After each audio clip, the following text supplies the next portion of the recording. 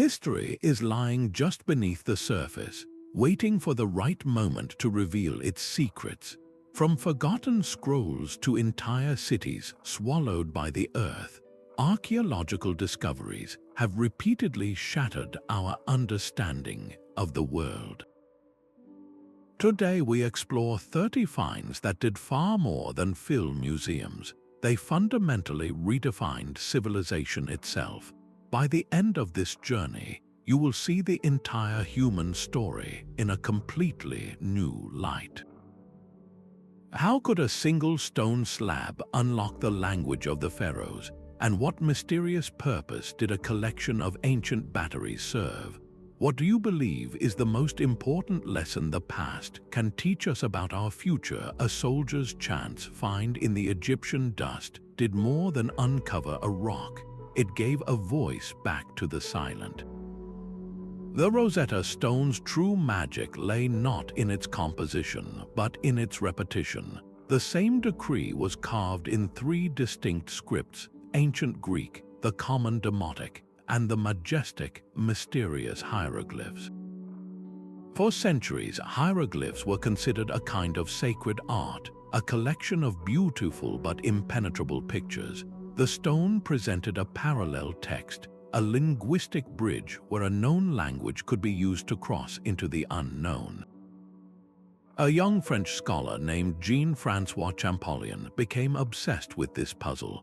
He understood that the Greek names of rulers like Ptolemy and Cleopatra would be spelled out phonetically in the Egyptian scripts. His breakthrough came when he matched the oval cartouches encircling certain hieroglyphic groups to these royal names, proving the symbols could represent sounds, not just ideas.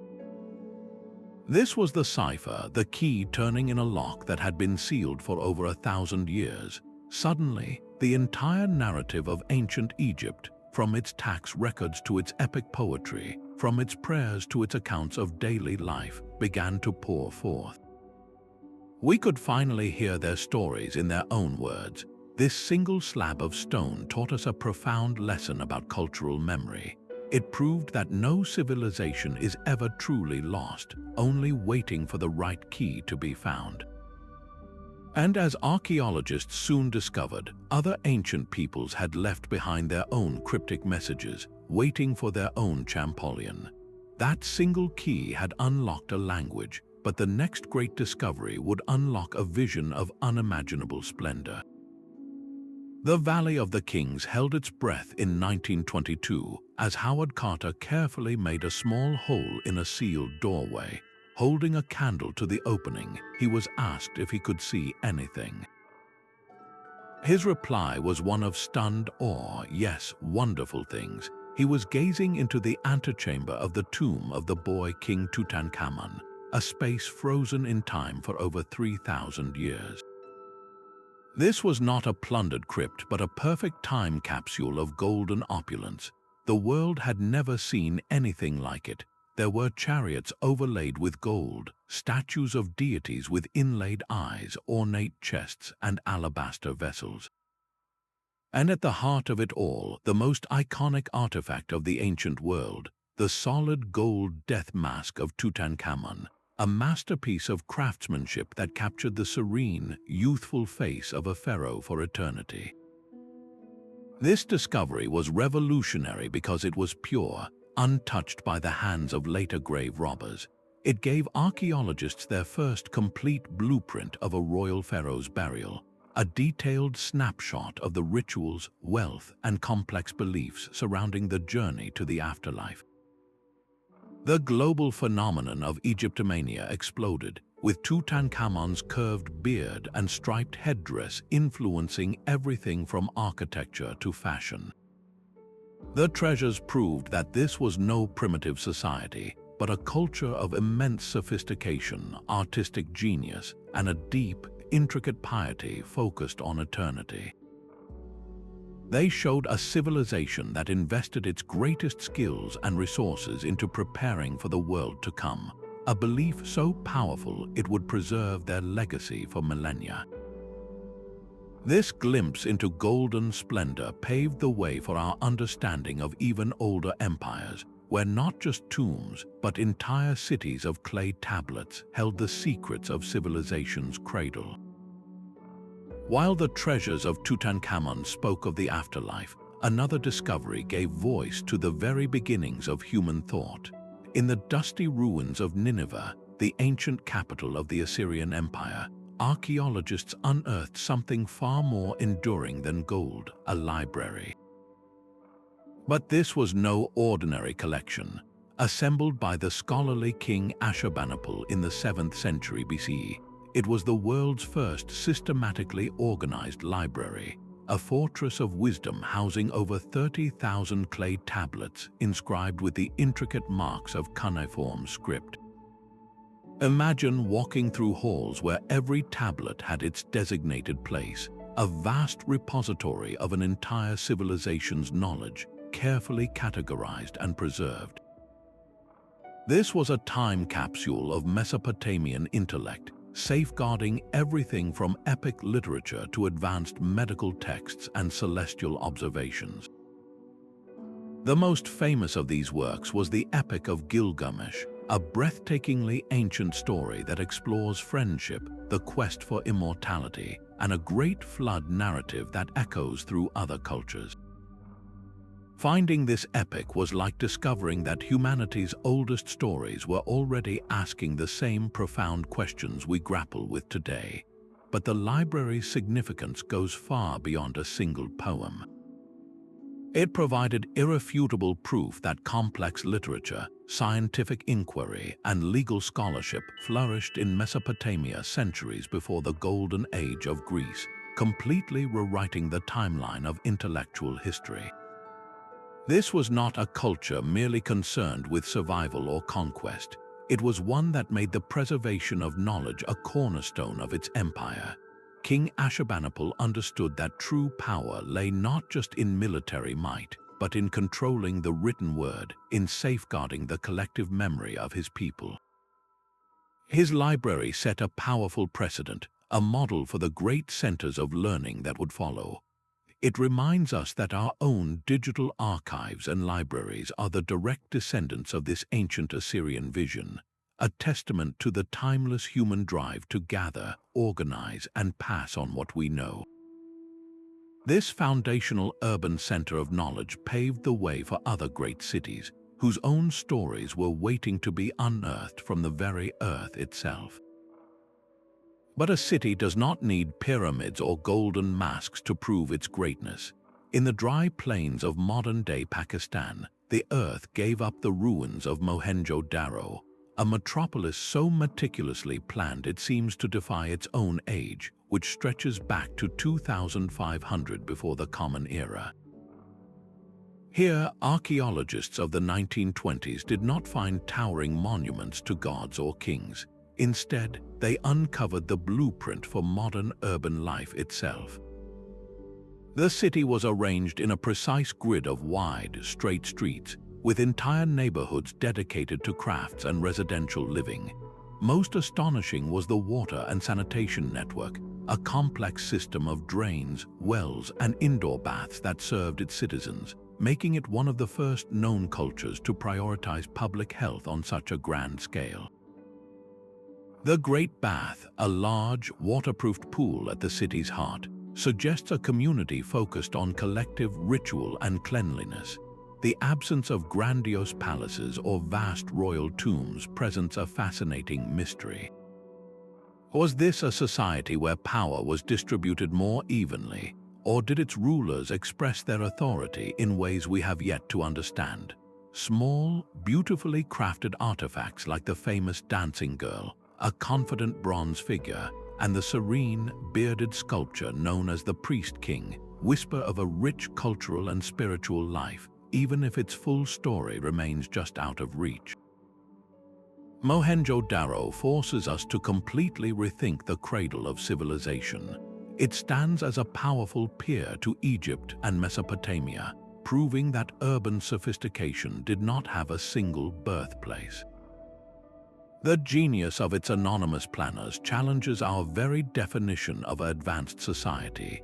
suggesting that the true mark of a great civilization might not be its monuments to the elite, but its thoughtful provision for the everyday lives of all its people. This theme of ingenious, large-scale organization would appear again, far away, in the form of another monumental network designed not for a city, but for an entire continent. While Mohenjo-Daro reflected a society built for the living, a chance discovery in rural China revealed one constructed for eternity. In 1974, farmers digging a well in Shaanxi province struck not water, but the fired clay head of a soldier. This accidental find would soon expose a subterranean army, an entire military force of thousands of life-sized terracotta figures, each one unique, standing in silent formation for over 2,000 years.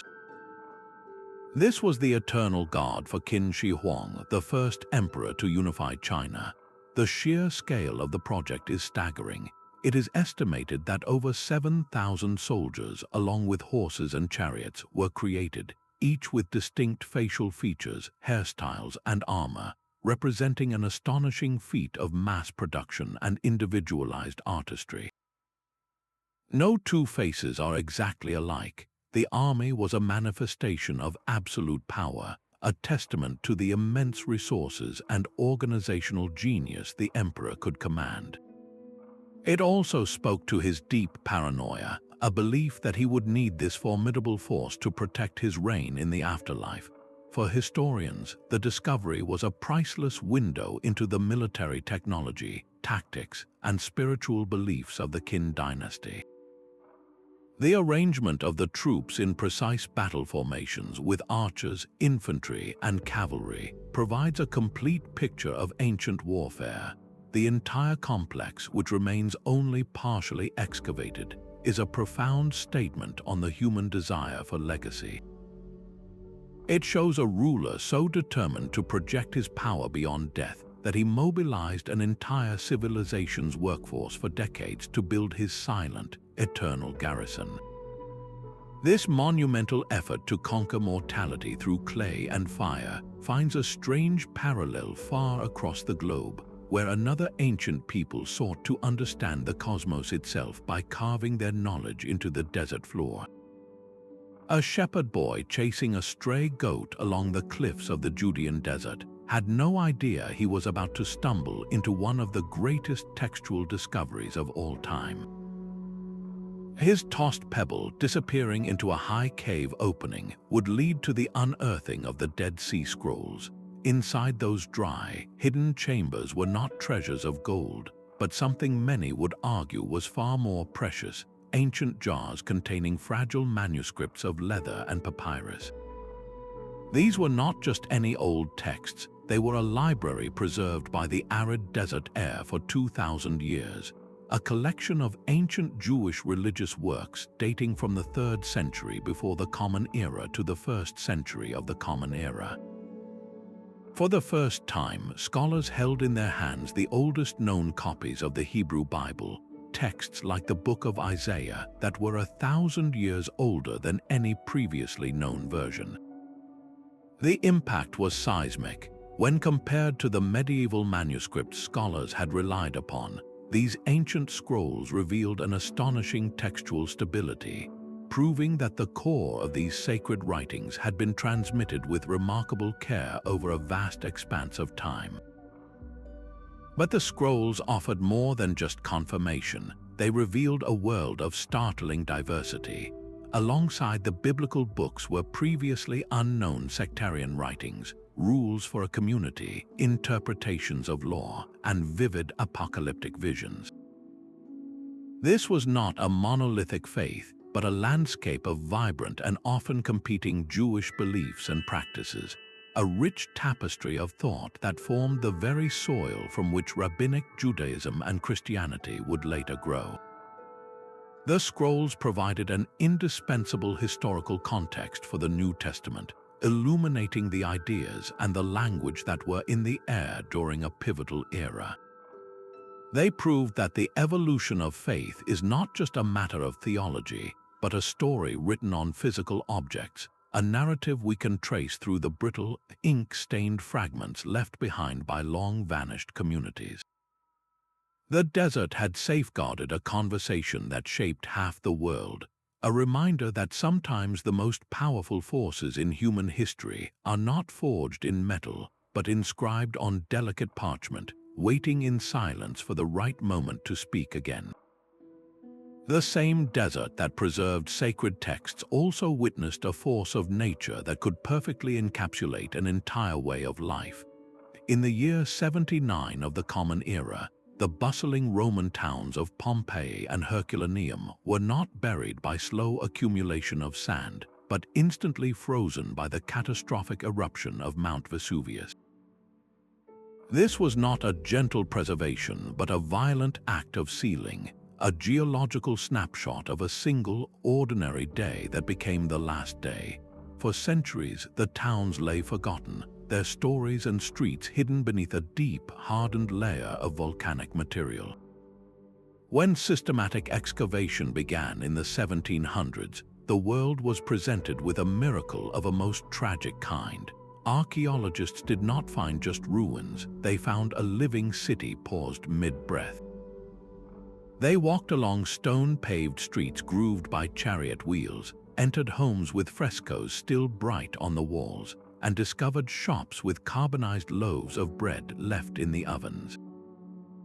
The most poignant finds were the voids in the hardened ash, spaces left by decomposed organic matter. By carefully filling these voids with plaster, researchers created casts of the victims themselves, capturing their final postures in heartbreaking detail. These are not statues, but impressions of real moments, a family huddled together, a person seeking shelter, a dog curled up. This level of intimacy is what makes Pompeii and Herculaneum so revolutionary for our understanding of history. We move beyond the grand narratives of emperors and conquests and into the daily reality of bakers, shopkeepers, and children. We learn what they ate from the food carbonized on their tables. We understand their economy from the tools in their workshops, and we appreciate their art from the vibrant myths painted in their dining rooms. The social structure of the Roman world is laid bare, from the elegant villas with their intricate mosaics to the more modest apartments of the everyday citizen. This was not a civilization remembered only through its official records or its monuments, but one understood through the poignant, mundane objects of life interrupted. It provides a profound lesson on the fragility of human endeavors against the power of the natural world, a power that can simultaneously erase and immortalize. The story of a civilization halted so abruptly makes us wonder about other societies that vanished not in a single day, but over generations, leaving behind puzzles of a different kind. From the volcanic ash that preserved daily life, we now turn to the sea, which guarded a secret of a very different kind. For nearly 2,000 years, a shipwreck lay silent on the Mediterranean floor, its most incredible treasure encased in corrosion and dismissed as a mere curiosity. This was the Antikythera mechanism, a lump of bronze and wood recovered by sponge divers in 1901. It looked like a formless, heavily calcified rock, something you might find in a Smith scrap pile. For decades, it sat in a museum, its true nature completely misunderstood. Then, researchers began to peer inside using advanced imaging techniques, and the truth was revealed. This was not a rock, but a device of breathtaking complexity, an ancient computer crafted in the 2nd century before the Common Era. Its intricate system of interlocking bronze gears, some with teeth cut with microscopic precision, formed a mechanical cosmos in a box. By turning a hand crank, an operator could predict the movements of the sun and moon, forecast lunar and solar eclipses, and even track the 4-year cycle of the Olympic Games. It was a portable planetarium, a celestial calculator powered not by electricity, but by human ingenuity. The mechanism completely shattered the long-held narrative that such technological sophistication was impossible before the Renaissance. It demonstrated that ancient Greek thinkers had achieved a profound understanding of mechanical engineering and astronomical cycles, a level of knowledge that would not be seen again for over 1,000 years. This single artifact forces us to abandon the simple idea of a linear progression of technology.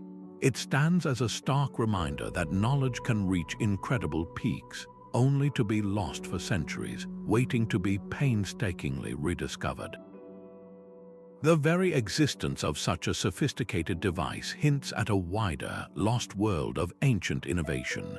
What other marvels of mechanical genius were crafted, only to be melted down, broken, or still lie hidden in the earth, waiting for their moment to be understood once more? Deep in the cool, dark earth of southwestern France, a secret gallery waited for 17,000 years. It was not 4 archaeologists who found it, but 4 teenagers in 1940, chasing their dog into a hidden opening. What they stepped into would become known as the Lascaux cave, a sanctuary of painted walls that forever shattered the image of our earliest ancestors as simple brutes. Here, in the flickering light of a prehistoric torch, were not crude scratches, but a breathtaking bestiary of bulls, horses, and stags, rendered with a vitality and grace that feels instantly modern. The artists used the natural contours of the rock to give their creatures volume and dimension. They captured the powerful charge of a bison and the gentle curve of a horse's neck with an understanding of perspective and movement that seems to defy their ancient epoch. This was not mere decoration. It was a profound act of communication. The placement of the animals, the repeated symbols, and the very act of painting in such a deep, inaccessible place suggest a complex narrative, perhaps a spiritual practice to ensure successful hunts or a shamanistic journey into the world of the animals they depended upon. Lascaux forced a radical revision of human history. It proved that symbolic thought, spiritual belief, and the undeniable drive to create beauty are not recent inventions of civilization, but fundamental pillars of what it means to be human.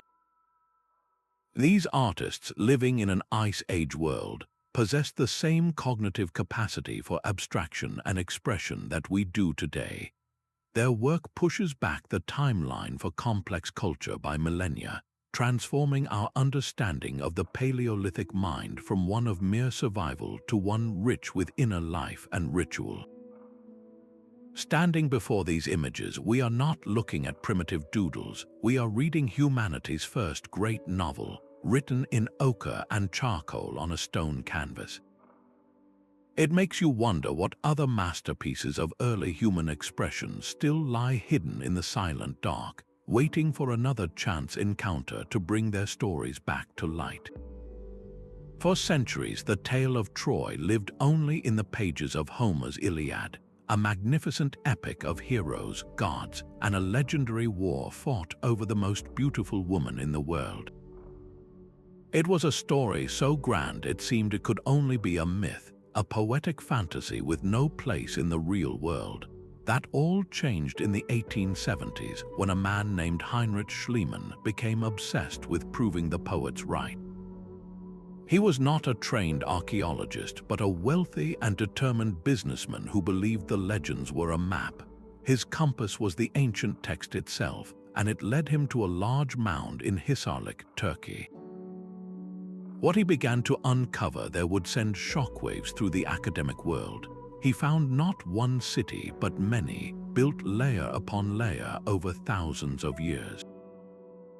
And within one of those ancient layers, he found evidence of a catastrophic fire and violent destruction, a city that had been sacked and burned. Schliemann was convinced he had found the Troy of King Priam and the Trojan War. His methods were often reckless, driven more by a desire for treasure and glory than scientific precision, and his work caused irreparable damage to the very history he sought to uncover. Yet, despite the controversy, his discovery achieved something monumental. It provided a tangible, physical setting for a story that had been dismissed as pure fiction. Suddenly, the epic was not just a poem, it was a narrative rooted in a real place and perhaps even a real conflict.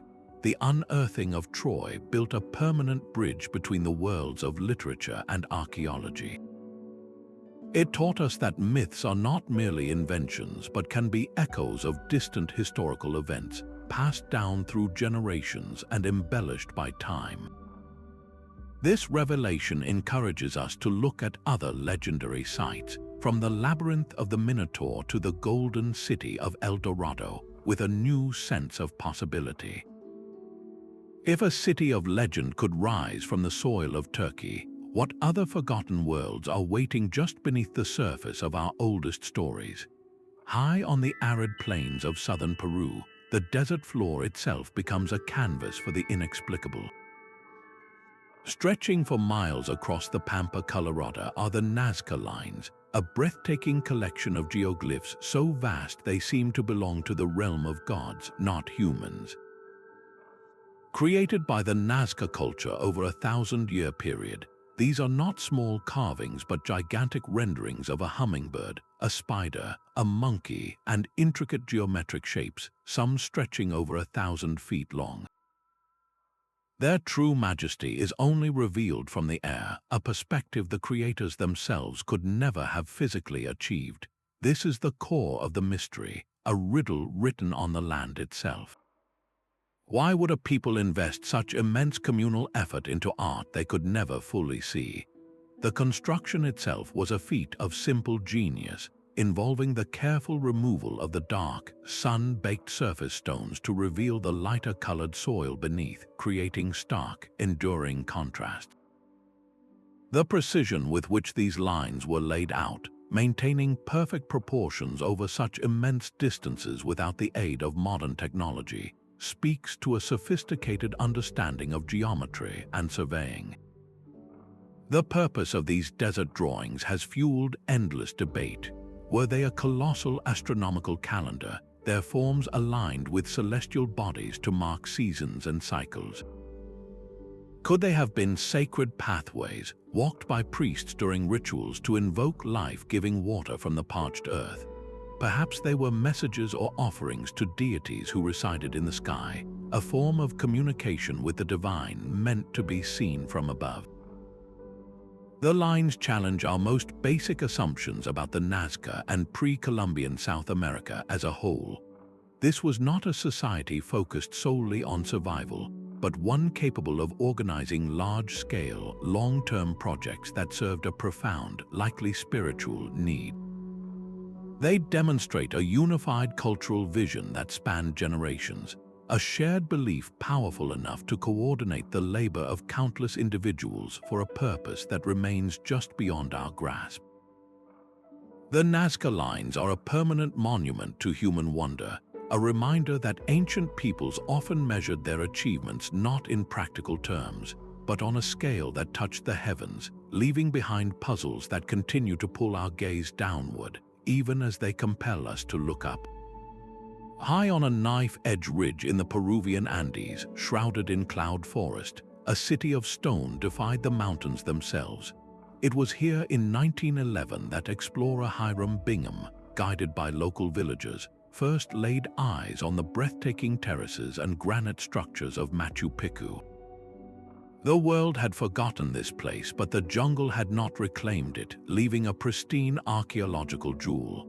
The Incas built this sanctuary without mortar, using a technique called ashlar, where massive stones are cut so precisely that not even a knife blade can fit between them. This dry stone construction has allowed the city to withstand centuries of earthquakes, as the stones simply dance and then settle back into place. The entire site is a masterpiece of integration, with agricultural terraces cascading down the slopes to feed the population, and sophisticated channeling systems managing water from mountain springs. Its buildings and sacred stones are aligned with the solstices, turning the entire mountain into a celestial calendar. Was this a royal retreat for the Emperor Pachacuti, a religious sanctuary for the Virgins of the Sun, or a ceremonial center? The mystery of its precise purpose only deepens its allure. Machu Picchu's true revelation was the sheer genius of the Inca civilization. They constructed this complex, resilient city and a vast empire of roads and settlements without using the wheel, without iron tools, and without a system of writing. Their legacy was written in the landscape itself, in the enduring stonework and the terraces that tamed the mountains. This achievement forces a profound question: what is the true measure of a civilization's advancement?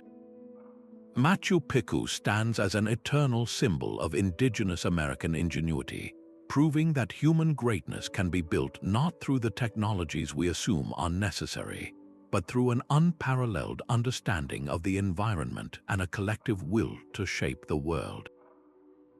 Far from the mountaintop sanctuaries of the Incas, within the royal cemetery of a Sumerian city, a hollow wooden box offered a different kind of revelation.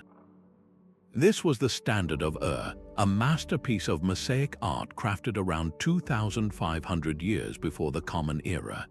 Its two main panels, known simply as War and Peace, unfold like a graphic novel from the dawn of civilization, telling a complete story of a society's power and its pleasures. The war side is a study in organized conflict, a dynamic procession of chariots pulled by donkeys, trampling enemies, followed by disciplined infantry and captives being presented to a central, larger figure, likely the king. It is a clear declaration of military might and social order. Then you turn the box and the narrative flips to the fruits of that power.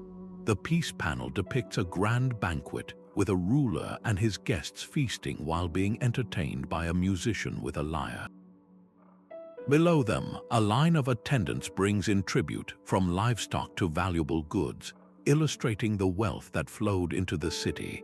The materials themselves tell a story of an interconnected ancient world, with gleaming lapis lazuli from distant Afghanistan, red limestone, and intricate shell inlays, all speaking of far-reaching trade networks.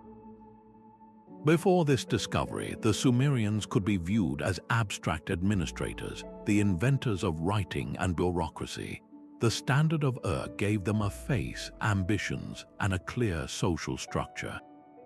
It showed a society already grappling with the enduring themes of conflict and celebration, of the ruler and the ruled.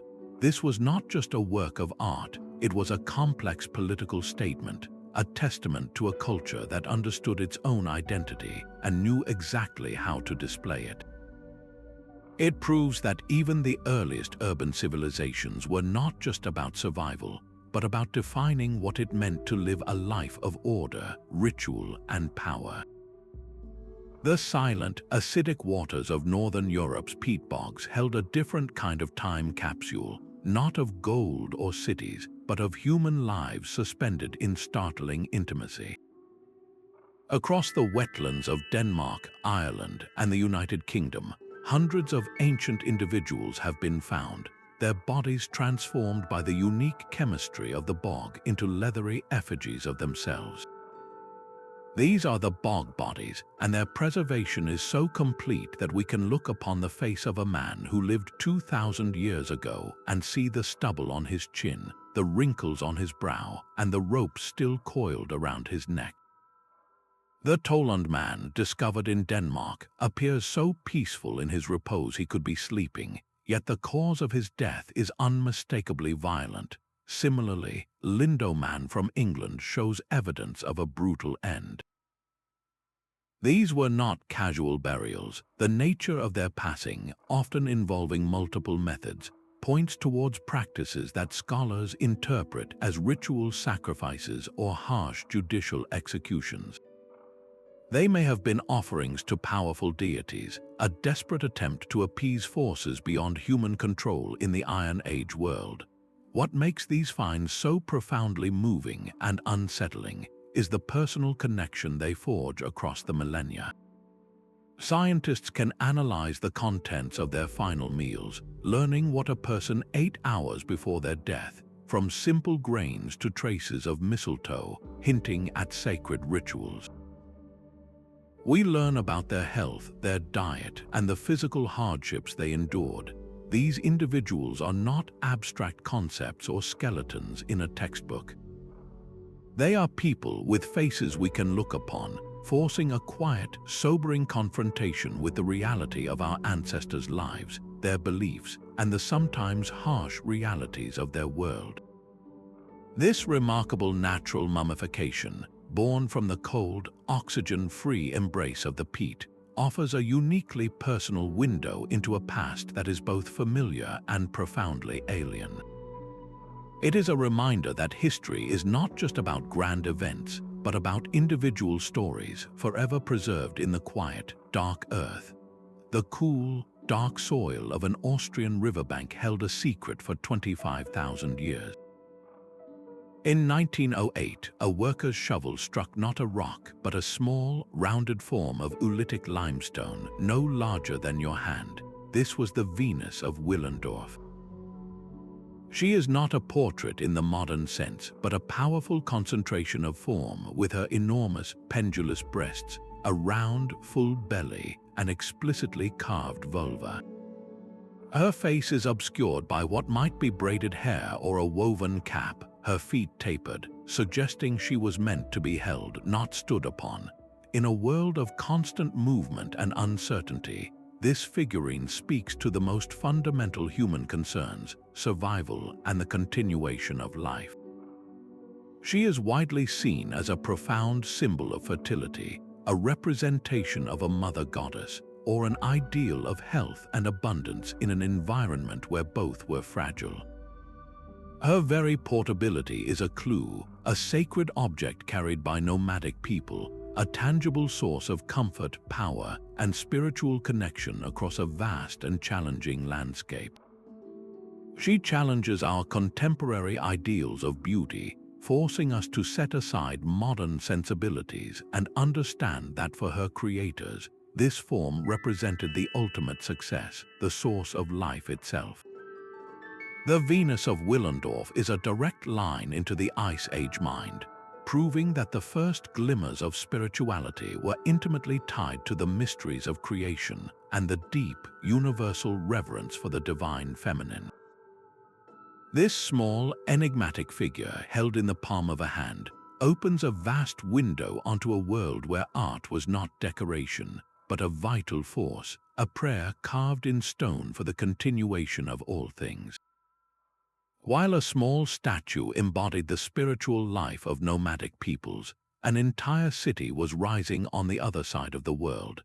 In the arid Soup Valley of Peru, the ancient city of Caral was constructed around 2,600 years before the Common Era, a time when the Great Pyramids were being raised in Egypt. For decades, its massive earthen mounds were mistaken for natural hills, until late 20th century excavations revealed the truth. This was not a simple village, but a sprawling complex of 6 large pyramidal structures, sunken circular plazas, and distinct residential neighborhoods. Caral was a full-fledged city, and its discovery sent a seismic shock through the field of archaeology.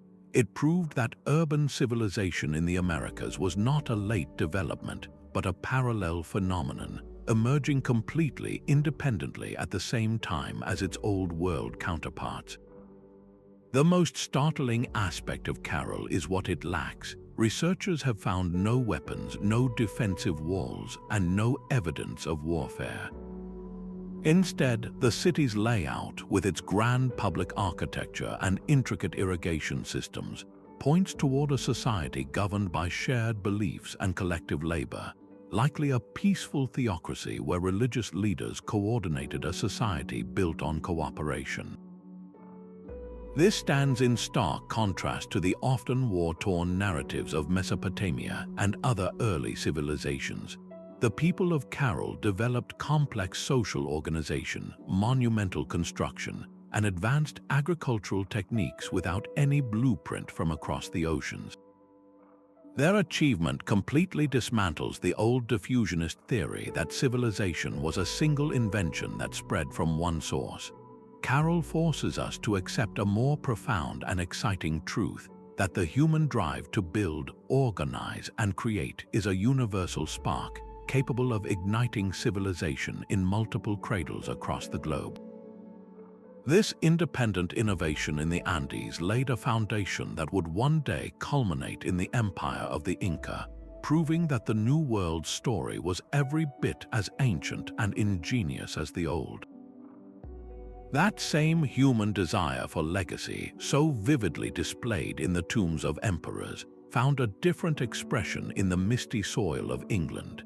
In the summer of 1939, as the world stood on the brink of a terrible conflict, archaeologists in Suffolk opened a large, grassy mound known as Sutton. What they uncovered was not a stone pyramid, but the ghost of a ship. The wooden vessel itself had long since rotted away, leaving behind a perfect, dark impression in the sand, a negative space outlining a royal craft 27 meters long. At its center lay a burial chamber, a treasure-filled cabin built for a king's final voyage. This was no simple grave for a local chieftain. The riches within were breathtaking in their artistry and their reach. A helmet of iron and tinned bronze was reconstructed to reveal an impassive human face, with garnet inlaid eyebrows and a silver mustache, a piece that transforms its wearer into something both human and mythical. There was a heavy gold belt buckle, intricately patterned, and a purse lid shimmering with cloisonné garnets and intricate gold filigree. They found silver from the Byzantine Empire, lavish feasting gear, and ceremonial weaponry fit for a hero. Each object spoke of a society with immense skill, wealth, and far-reaching connections across the seas. For centuries, the era after the Romans left Britain had been dismissed as a dark age, a time of cultural collapse and primitive life. Sutton, who shattered that myth completely, here was undeniable proof of a sophisticated Anglo-Saxon kingdom, with powerful rulers, master craftsmen, and established trade routes that stretched to the Mediterranean. This was the material world of Beowulf, the epic poem once thought to be pure fantasy. The great hall, the gift-giving lord, the ornate armor, and the ship burial itself were no longer just poetic devices, they were real. The discovery pulled a legendary age out of the shadows and into the light, revealing a vibrant, connected, and artistically brilliant chapter of early medieval Europe. It demonstrated that even in periods we label dark, the light of civilization was not extinguished, but burned brightly in new and unexpected forms. This revelation of a powerful seafaring culture invites us to look even further back, to a time when the entire Mediterranean was dominated by a civilization whose name was remembered, but whose true nature was utterly lost. Scattered across the ancient Gulf Coast of Mexico, giants of stone gaze out from the jungle with an expression of timeless authority. These are the Olmec colossal heads, 17 monumental portraits carved from single blocks of basalt, some weighing as much as 20 tons. Each one possesses a unique, individualized face, crowned with what looks like a protective helmet, suggesting these were likenesses of powerful, revered rulers. The sheer scale of these sculptures poses an immediate question: how did a people without the wheel or draft animals accomplish such a feat? The answer lies in a level of social organization we are only beginning to understand. The basalt itself was quarried from mountains dozens of miles away, requiring teams of laborers to transport these immense stones, likely on rolling logs and river rafts, a logistical undertaking that would challenge even a modern community. This was not the work of a simple village, but of a society with a centralized authority capable of commanding and coordinating labor on a massive scale. The discovery of the Olmec civilization, beginning in the 1930s, forced a complete revision of Mesoamerican history. Here was a culture flourishing from around 1500 years before the Common Era, a full millennium before the rise of the classic Maya. They developed writing, a complex calendar system, and a distinct artistic style centered on powerful, often supernatural figures.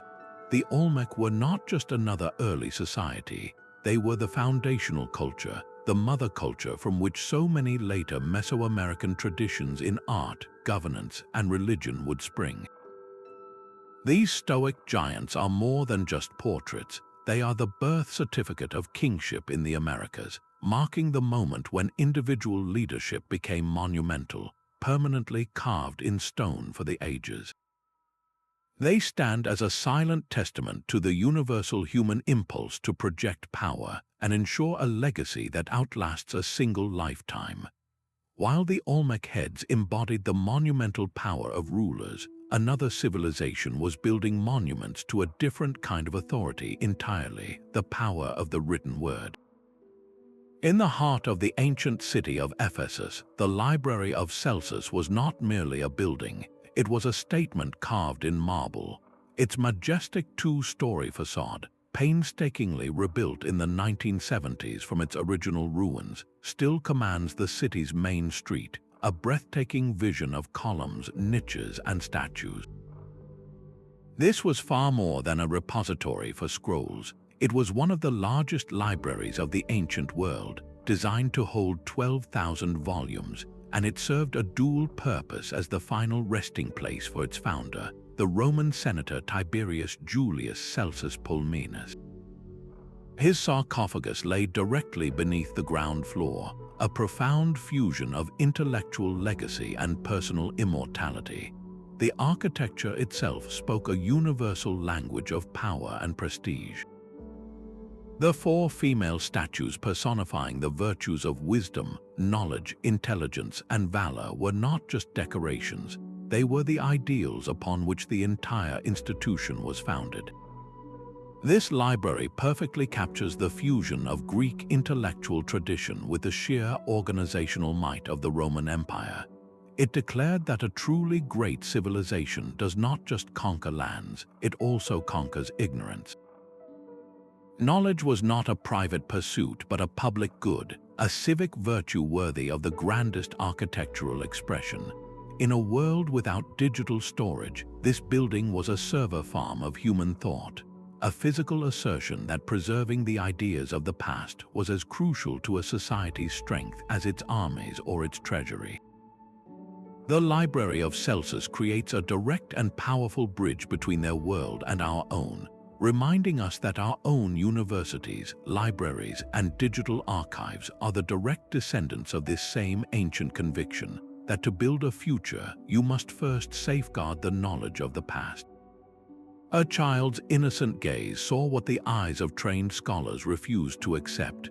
In 1879, a young girl exploring a cave in northern Spain with her father looked up and exclaimed, "Look, Papa, oxen."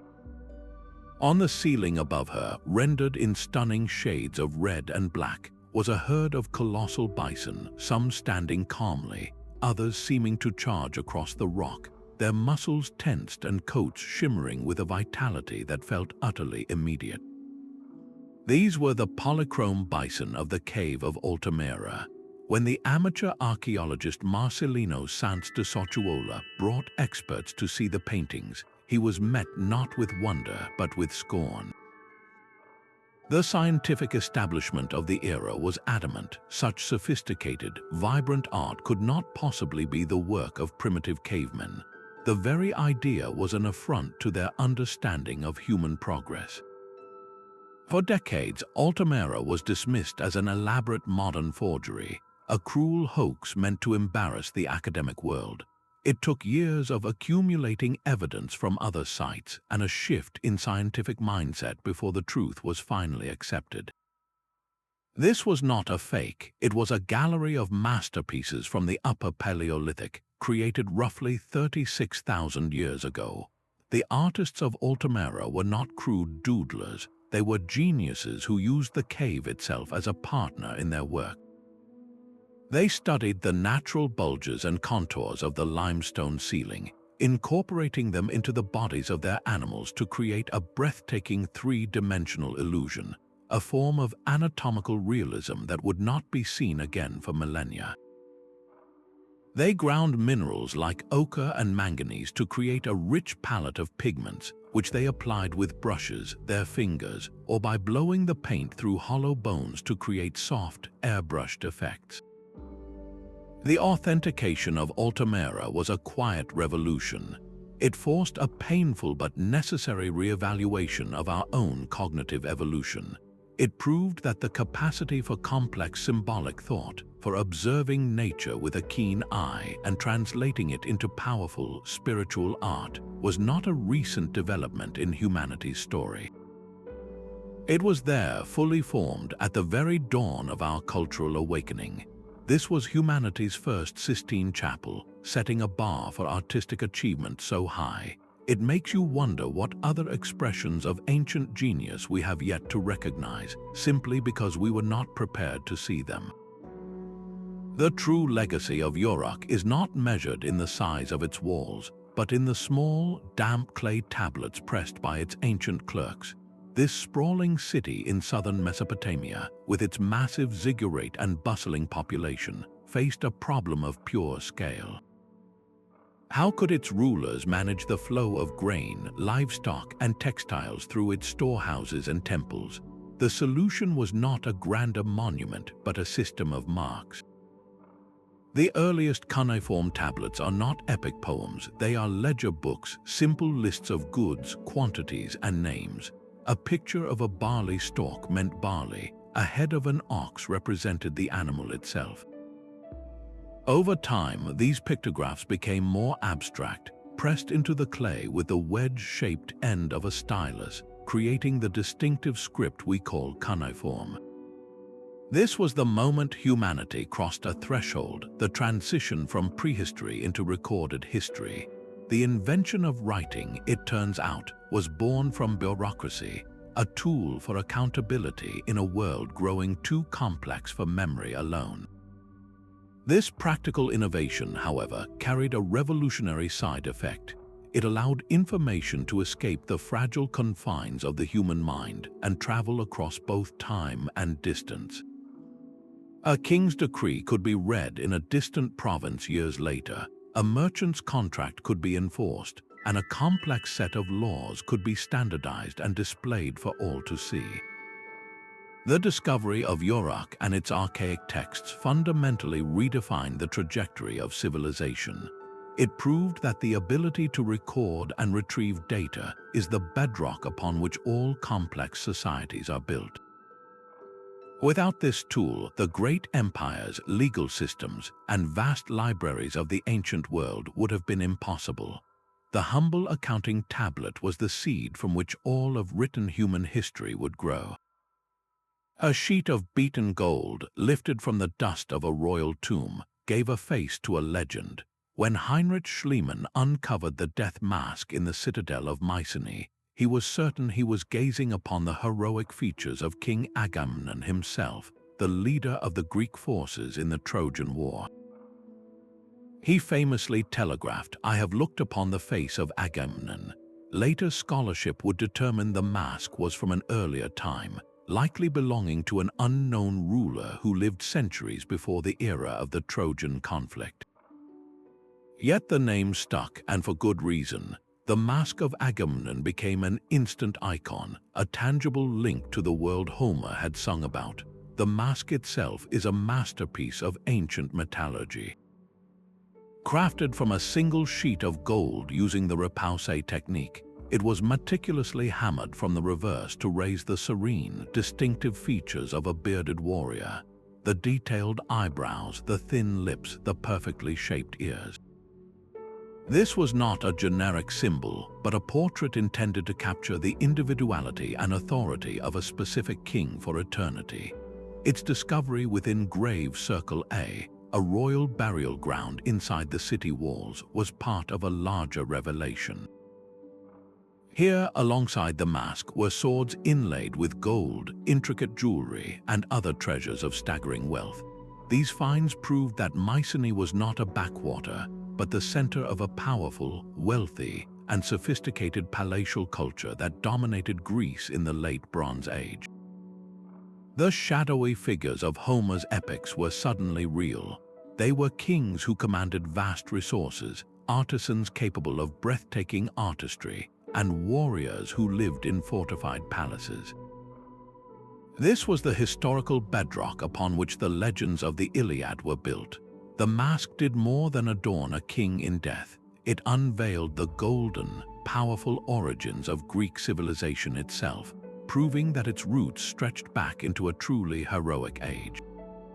The grand stone walls of Great Zimbabwe rose from the earth like a silent challenge to history itself. When European explorers stumbled upon these sprawling ruins in the late 19th century, their preconceived notions of Africa crumbled before the stonework. They could not, or would not, accept that such an advanced complex could be the work of indigenous people, weaving tales of Phoenician traders or Arab builders as its creators. The truth, patiently uncovered by archaeologists, was far more significant. This was the heart of a mighty Shona kingdom, a capital that thrived between the 11th and 15th centuries, built entirely by African hands. Its most stunning feature is the dry stone construction, a technique where granite blocks were carefully shaped to fit together without any mortar, creating walls that have endured for nearly 1,000 years. The centerpiece is the Great Enclosure, a massive circular wall surrounding a mysterious conical tower, a structure whose exact purpose continues to inspire debate. Was it a royal residence, a symbolic grain silo representing the kingdom's wealth, or a sacred space for ritual? The sheer scale of the labor and skill required points to a highly organized and powerful state. This power was built on gold. Great Zimbabwe sat at the center of a vast trade network, its merchants funneling ivory and gold from the interior to ports on the Indian Ocean, connecting the African heartland to markets as far away as India and China. The discovery of Chinese porcelain and Arabian glass beads amidst the ruins confirms this global reach. The real revolution of Great Zimbabwe was not just in its architecture, but in the story it forced the world to acknowledge. It provided irrefutable, stone-solid proof that sub-Saharan Africa was home to sophisticated, indigenous civilizations long before European contact. These were not just villages, but complex societies with their own architects, engineers, and empire makers, whose legacy was written not on paper, but in the enduring stone of their great capital.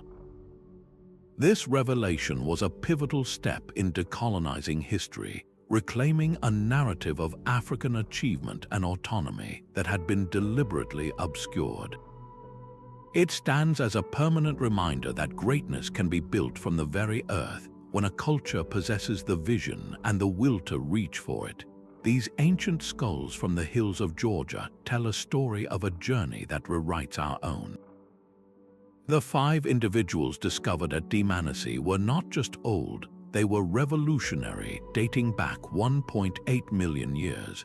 Their age alone was a shock, proving that our early ancestors ventured out of Africa nearly twice as early as scientists had ever believed possible.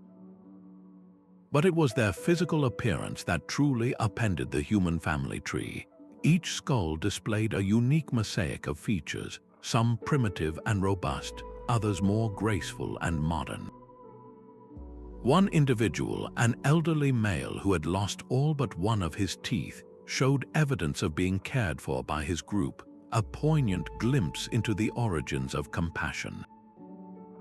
For decades, the narrative of early human evolution was one of branching complexity, with many separate species like Homo habilis and Homo erectus each adapting to their own niche. The Dmanisi finds presented a radical alternative. What if all this variation existed within a single, pioneering species? These 5 individuals, living and dying at the same time in the same place, suggested that the earliest humans were not a collection of specialized offshoots, but one resilient, variable family, equipped with the versatility to spread across the world. This discovery simplified the human story in a profound way, arguing that our genus Homo was born not from a bush of many twigs, but from a sturdy, adaptable trunk.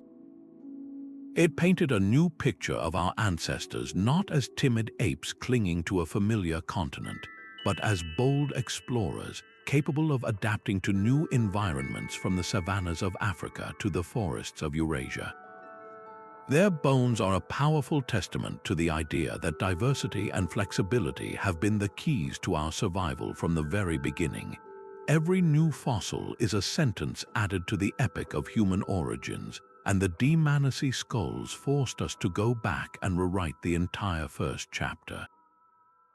For centuries, the Viking sagas describing a green land beyond the Western Sea were dismissed as adventurous fiction.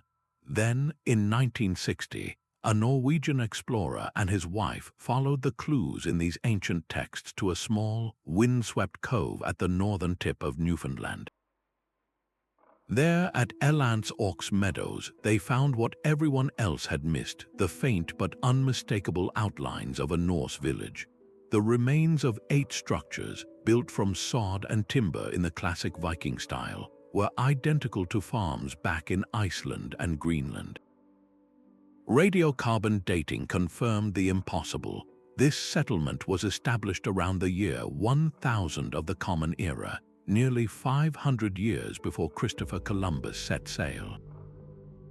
This was no fleeting campsite, but a base for exploration and repair, a place where the great Norse sea voyages could be supported. The discovery was a historical earthquake. It proved that the Viking sagas were not just myths, but contained genuine geographical memory, a real place they called Vinland. Suddenly, the first Europeans to reach the New World were not 15th century Spaniards, but 10th century Norse sailors. This single site rewrote the entire timeline of transoceanic contact, shifting the narrative of discovery by half a millennium. It stands as a monumental tribute to the incredible seafaring skills of the Vikings, who crossed the treacherous North Atlantic in open wooden longships, guided only by the stars, the sun, and their own profound understanding of the sea. Yet, this incredible achievement also poses a haunting question. Why did their foothold in this new world not last?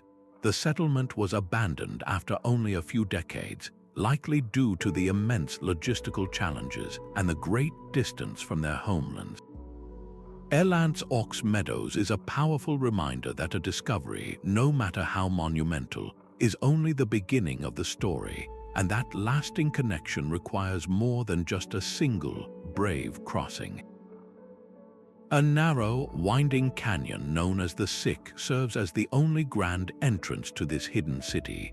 For over a kilometer, you walk through a corridor of towering, rose-colored rock, the sky a mere sliver above.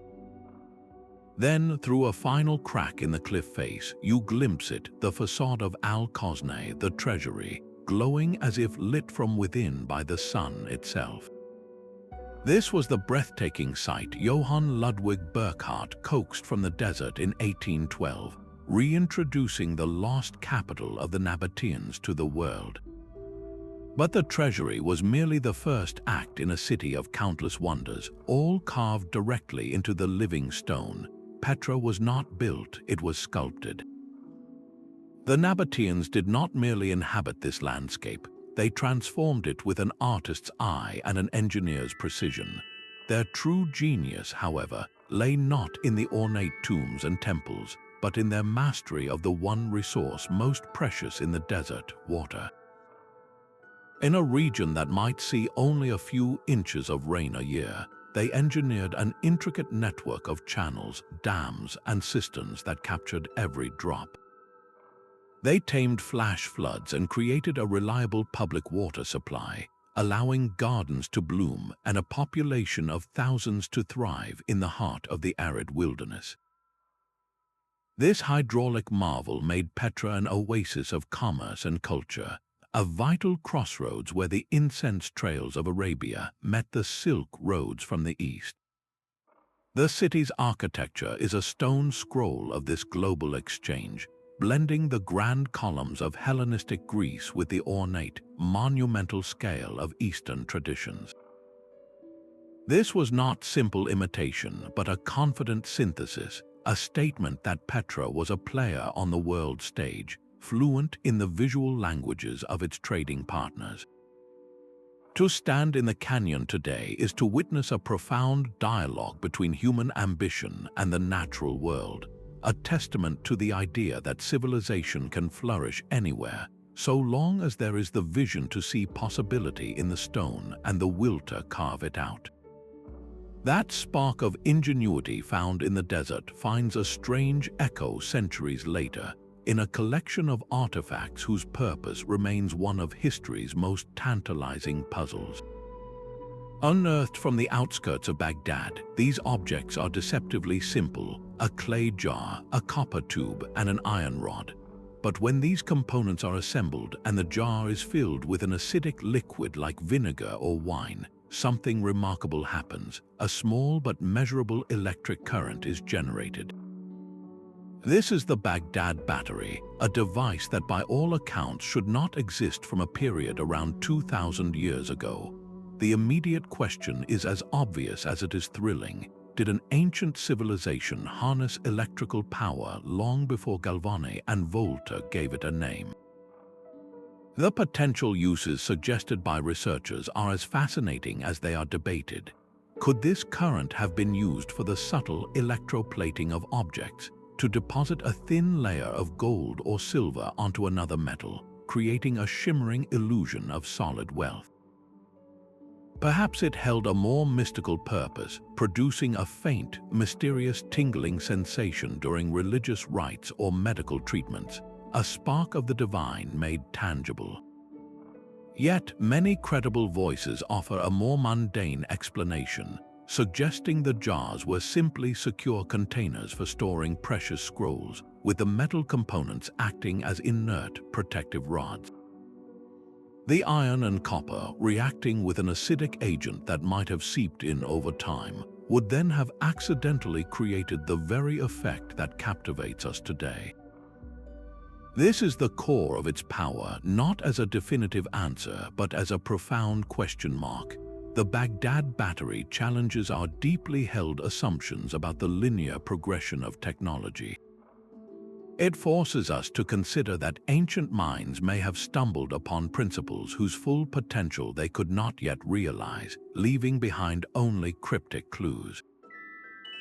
This artifact is a whisper from the past, suggesting that the light of knowledge may have flickered in unexpected ways, long before we ever thought to flip a switch. A structure of immense age waits on a Turkish hilltop, a place where the very foundations of human society are called into question. Göbekli Tepe is not a city or a fortress, but a temple complex built on a staggering scale, its T-shaped limestone pillars standing in silent circles for nearly 12,000 years. This site is so ancient that the Great Pyramids of Giza would be built thousands of years in the future.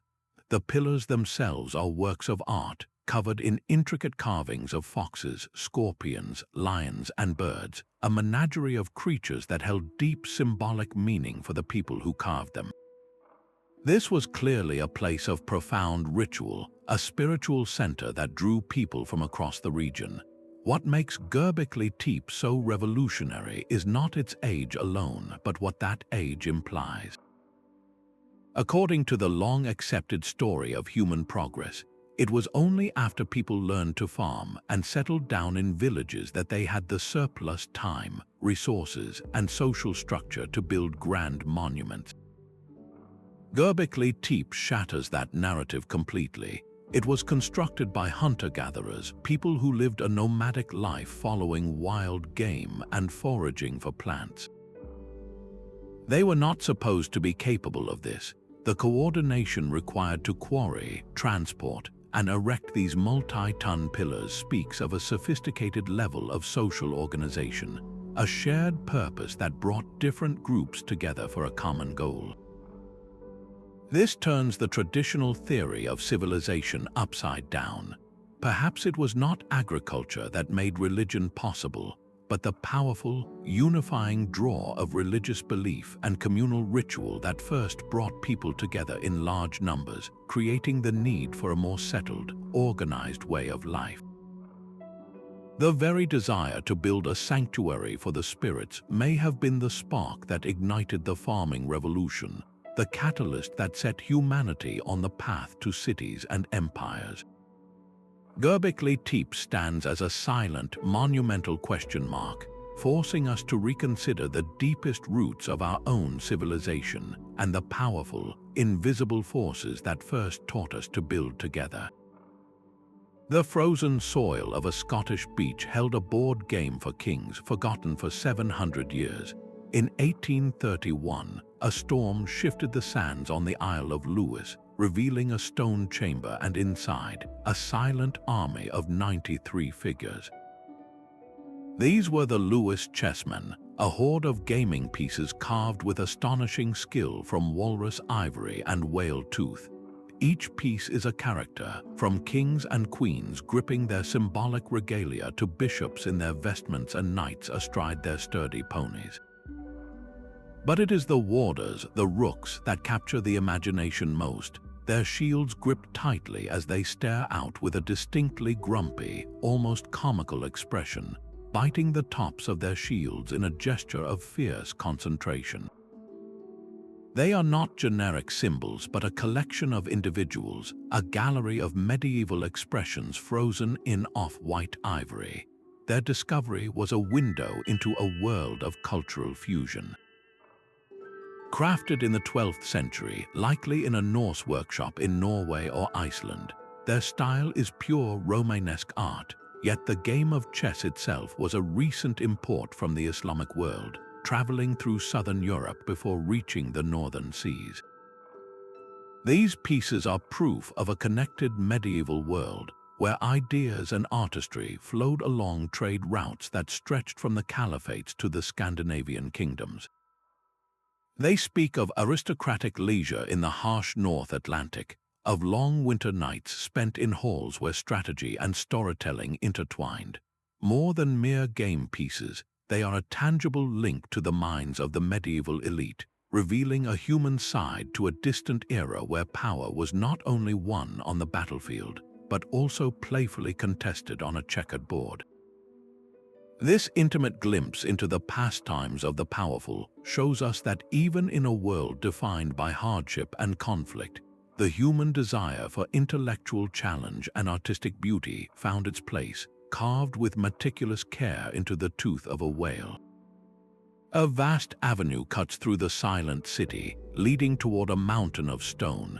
The Avenue of the Dead in Teotihuacan was designed to inspire awe, directing the gaze and footsteps of every visitor toward the colossal Pyramid of the Sun and its slightly smaller counterpart, the Pyramid of the Moon.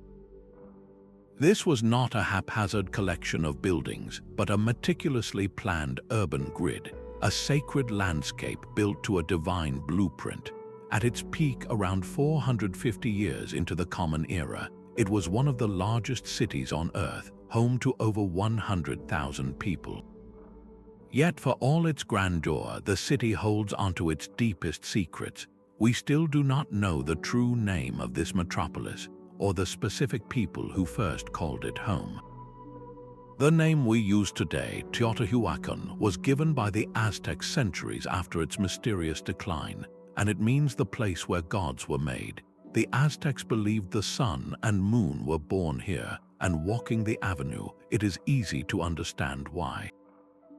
The scale of the pyramids is almost incomprehensible, a testament to a powerful, centralized authority, likely a theocracy where rulers commanded both spiritual and political life. The discovery and ongoing excavation of the site revealed a surprisingly cosmopolitan world. This was not an isolated power, but a bustling hub with distinct neighborhoods for different ethnic groups, from the Zapotecs of Oaxaca to the Maya from the southern lowlands. Their presence is confirmed by the artifacts and architectural styles found in their quarters, proving Teotihuacan was a true melting pot of ancient Mesoamerica. The city's walls were once covered in vibrant, complex murals depicting a rich spiritual world of rain gods, feathered serpents, and a paradise of flowing water and abundant crops. These were not just decorations, they were public declarations of a shared belief system that promised prosperity. Yet, this spiritual life also had a solemn dimension, as archaeological evidence points to ceremonial practices that involved offerings to appease the gods and maintain cosmic order. This combination of immense urban planning, artistic expression, and profound ritual completely redefined our understanding of power in the region. Teotihuacan's influence was so vast that it shaped the art, architecture, and ideology of all later cultures, including the classic Maya and the Aztec Empire, all without leaving behind a single deciphered written history. Its legacy was written not on scrolls or codices, but in the very stones of its monumental core, a silent, dominant force whose story was powerful enough to be remembered for 1,000 years, even by those who never knew its name.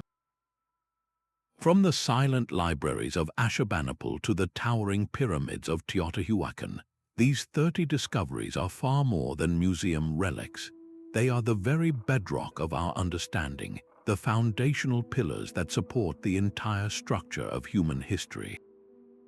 Each artifact, from the humblest clay tablet to the most elaborate golden mask, has acted as a unique key, turning in a long locked door to reveal a forgotten chamber in the vast mansion of our shared past. Behind each door, we have encountered the breathtaking ingenuity, the profound spiritual beliefs, and the complex social realities of our ancestors. We have learned that civilization is not a single, linear story with one point of origin, but a brilliant tapestry woven from countless independent threads, each culture contributing its own pattern and color to the grand design. These finds challenge the notion of a solitary cradle, revealing instead a world where the spark of urban life, monumental art, and complex thought ignited simultaneously in multiple hearts across the globe. As we reflect on these monumental revelations, it is humbling to remember that the ground beneath our feet, from the deepest jungle to the most arid desert, still guards countless secrets. The story of humanity is an ongoing excavation, a narrative far from complete, waiting for the next curious mind, the next patient hand, to unearth its next chapter. If this journey through time has reshaped your view of the past, consider subscribing to continue exploring the great mysteries left behind. We would love to hear from you, so share in the comments below which one of these discoveries most profoundly redefined your own understanding of history.